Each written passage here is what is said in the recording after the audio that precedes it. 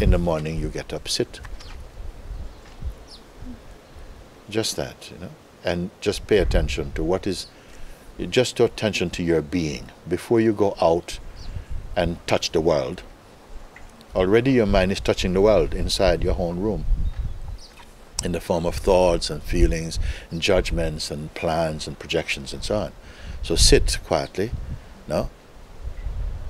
and just notice. See if you can discern the difference between the mind energy and beingness. Because always beingness is there first. You cannot have mind energy without consciousness. Beingness and consciousness, same thing. No? So you sit quietly. Don't try to stop the mind or to stop thinking. Notice first. And that's a very neutral attitude. You stay put, you observe, just be observing. And say, you can feel so much. So don't get entangled in that. Don't log into it. Just notice that. But also notice the space, which we don't notice. Often we don't notice it. Nobody takes any pay attention to that. And yet that space is there before any noise comes. And it's there during the noise, and it's there after the noise. Nothing has happened to it. So I say pay attention, just by just. Don't create anything, just simple, sober attention. And then you start to see the mind is all the things, and it's almost always personal. I've got to do this and this thing, and no, chat. It's always personal. So that's the mind stuff. The beingness is not personal. It's like space and silence and peace and presence. Just presence. In one word I can say just presence. Impersonal presence. Impartial presence. Sit with that and be one with just the presence. Stay with the presence, because that is the ground. The mind is like a ship without an anchor in a storm. It is all over. But the presence is like the root. It's anchor. I cannot call it anchor because anchor is a small thing. Presence is everywhere. And stay with that and clarify your being just by paying attention to that. And see that it is not a waiting state. Beingness is not waiting for the mind to relax. It is just, it's constant, it's there. Relative to the mind, it's constant state.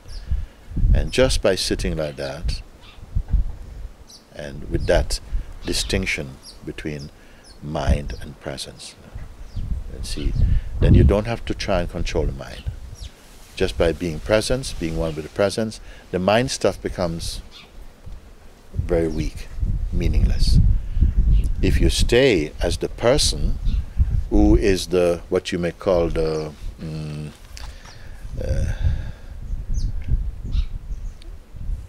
kind of daily self.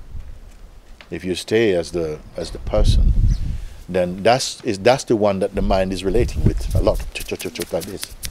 But if you stay as presence, even that's going there, it's nothing at all, because that will change. It's always changing. I always new actors on that stage, but the self, being self-aware, this is beautiful. And if you do this, even if you do 10 minutes and so like that, you're going to like it so much, because you're experiencing the peace that is naturally yourself. So you just pay attention to that, even if you do it for a short time, but do it completely, that you come to a point where you see that, okay, would you say don't get entangled in the mind stuff. It's difficult because they are very familiar.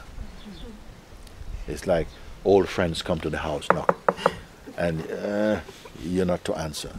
I said, yes, you're not to answer, because although they're old friends, they're stale friends. They're not good friends. Don't accept something only because of familiarity. No? So it's come, and you know the scenario that happens.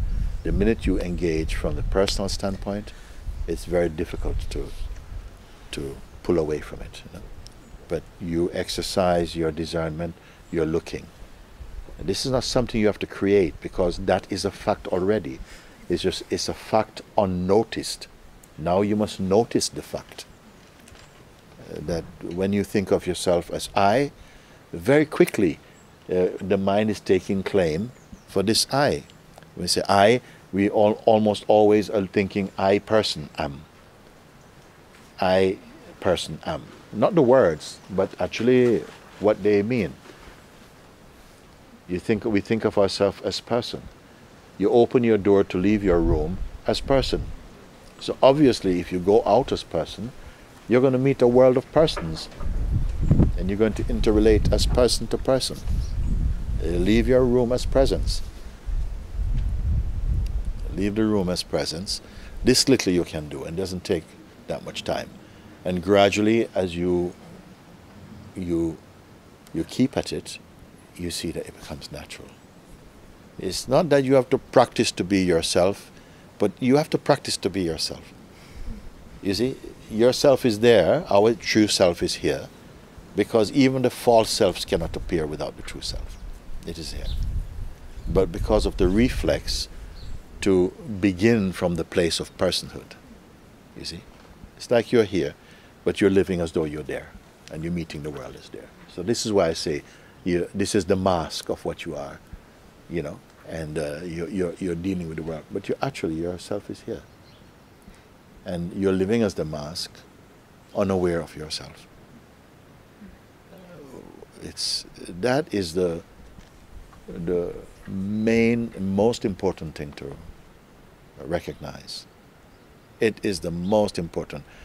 If you are just snipering the little troubles that come here and then pow, pow, pow, you're going to have to connect with a good bullet store, because it's going to keep coming more and more things.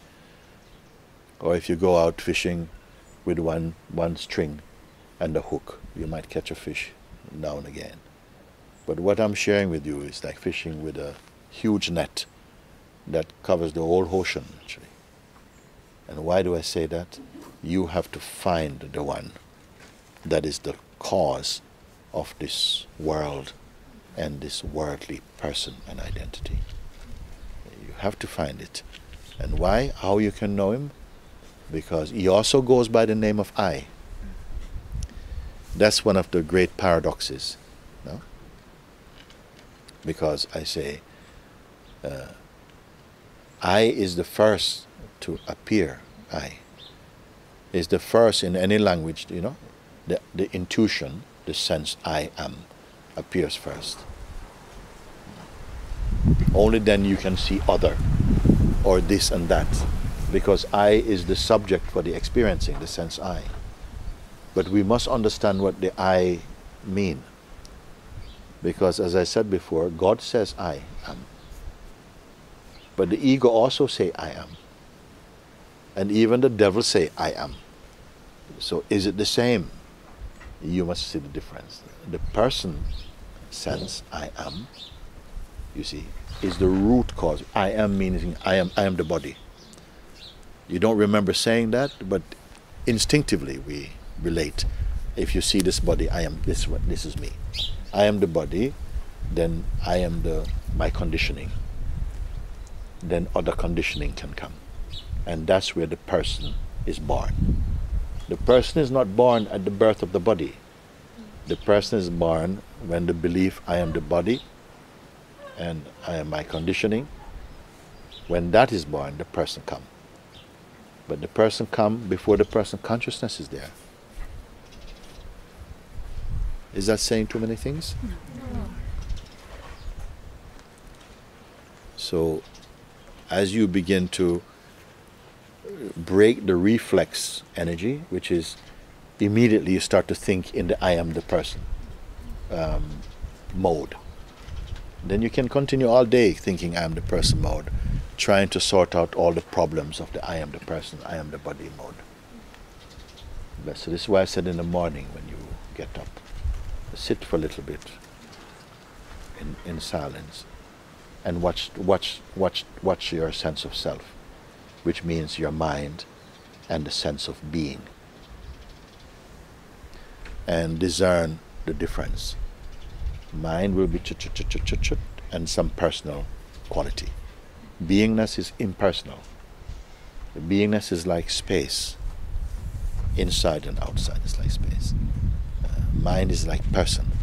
because it comes with the noise and intention and emotion and plans and attachments and desires, all of that history.